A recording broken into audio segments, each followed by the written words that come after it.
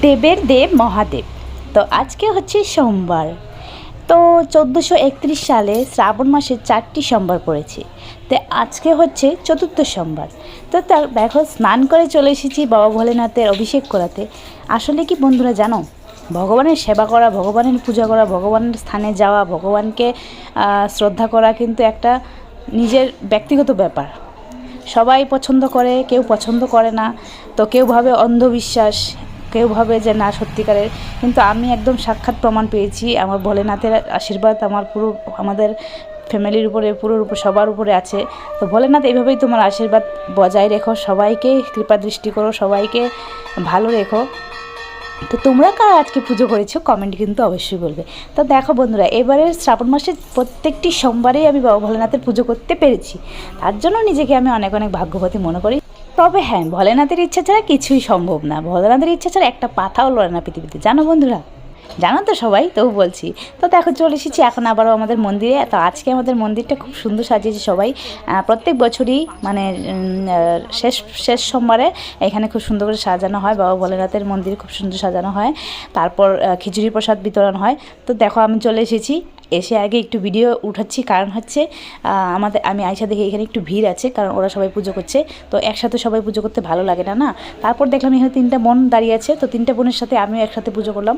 ওরা তিন বোন আর আমি 4 বোন হয়ে গেলাম, তাই না? তো আগের বছরে আমি আর আমার পায়েল বলতে কি, আমার বান্ধবী পায়েল, আমরা দুজনে এসেছিলাম। তো এই বছরও প্রথম সোমবার আমি একা আসছিলাম, দ্বিতীয় সোমবারে আমার বান্ধবীর সাথে এসেছিলাম, বান্ধবী আমার বরের সাথে, তৃতীয় সোমবারে আমি আমার বর পুজো করেছি, আবার চতুর্থ সোমবারে আমি একা করছি। তো দেখো সার্কুলেশনটা, প্রথম সোমবারে আমি প্রথম একা করেছিলাম, আর লাস্ট সোমবারেও আমি একা করছি, আর মধ্যের 2 সোমবারে একবার বান্ধবীর সাথে, আমার একবার আমার বরের সাথে। তো খুব সুন্দরই বাবা ভোলেনাথের আশীর্বাদে, কৃপা দৃষ্টিতে আমি বাবা ভোলেনাথকে একটু সেবা করতে পারলাম, এটাই খুব খুব খুব খুশি। তো শ্রাবণ মাসে নাকি বাবার পুজো করলে বাবা খুবই প্রসন্ন হন, বাবা খুব খুশি হয়ে যান। তো দেখি বাবা যদি খুশি হন, তাহলে যদি বাবার আশীর্বাদে আমার ছোটো ছেলেটা একটু সুস্থ হয়ে উঠুক, আমার ছোটো ছেলেটা যদি হাতে পায়ে একটু শক্তি পায়, পায়ে যদি দাঁড়াতে পারে, নিজের পায়ে নিজে দাঁড়াতে পারে।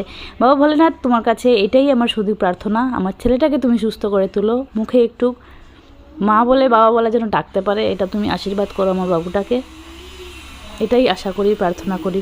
মায়ের মন তো, তাই মনটা খারাপ হয়ে যায় বাবুর কথা যখন ভাবি। ভগবান আমাকে একটা সন্তান দিল,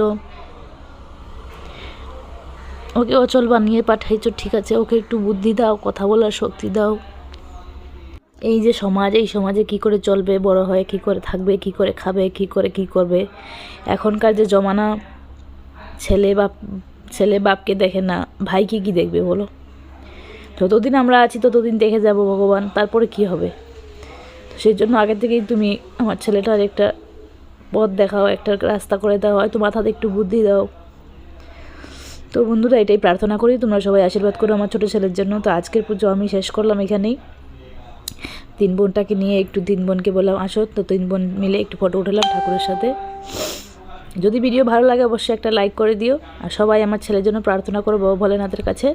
বাবা ভোলেনাথ যেন আমার ছেলেটাকে সামনে বছর আস্তে আস্তে একটু বুদ্ধি দেয়, একটু জ্ঞান দেয়, হাতে পায়ে একটু শক্তি দেয়, ও যেন নিজের পায়ে নিজে দাঁড়াতে পারে, নিজের কাজটা নিজে করতে পারে, এইটুকু। তো বন্ধুরা, পুজো সেরে চলে এলাম। হর হর মহাদেব। খুব ভাগ্যবতী আমি। আগের বারও প্রতিটি সোমবার আমি পুজো করতে পেরেছি, এইবারও প্রতিটি সোমবার পুজো করতে পেরেছি, খুব খুশি। ওম নমঃ শিবায়।